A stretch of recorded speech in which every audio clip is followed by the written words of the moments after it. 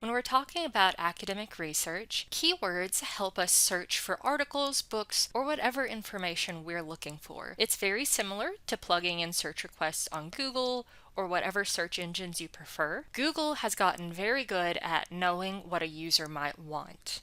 If we're looking up recipes on how to bake a cake, we might look up how to bake a chocolate cake. Using academic databases can be a bit trickier because you don't function using full sentences. Instead, you try to break down your phrases using keywords. There are a few ways that we can come up with these keywords. One would be to simply brainstorm. So on one hand, if we are discussing the topic pets and their effect on mental health, we might be able to sit down and think of different phrases that would relate to that subject. So maybe we look up dogs, cats, depression, anxiety, therapy. There are a lot of words that can relate to those two topics that might help us find more articles. The reason it's important to have keywords and quite a few to work with, 10 to 20, in order to have a larger pool of sources to pull from, is because oftentimes when we're communicating, we might be talking about the same topic but in two different ways. So if we were talking again about how pets might affect someone's mental health, you might be talking about how your house pet helped you with your anxiety. Meanwhile, I might be talking about how animal companions help with therapy. We are talking about the same sort of field, but we're using different words to talk about it. So oftentimes, if someone goes into an academic database and runs a search, they might not find the articles they're looking for simply because they're using the wrong terminology. When we're running a search, we want to use terms that are going to give us the most relevant information. For instance, we might be specifically looking for articles on how pets help with things like PTSD.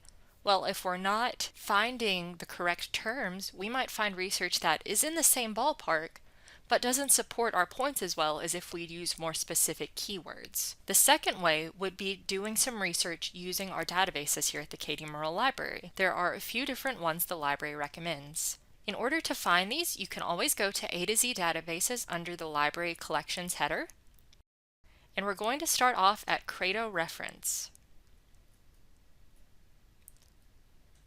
Under the letter C, it'll be the last entry, and here you'll type in whatever terms you're interested in.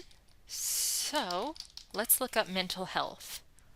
Credo functions similarly to Wikipedia, so it's more of an encyclopedia of knowledge. So if we're interested in mental health, we have an article there explaining what it is, but over to the right we have a word web that will help us explore related concepts. So we might be interested in abnormal psychology, family therapy, psychiatric medication.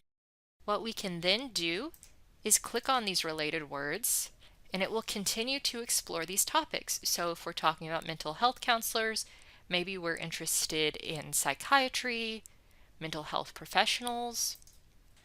In addition, you can also go to EBSCOhost.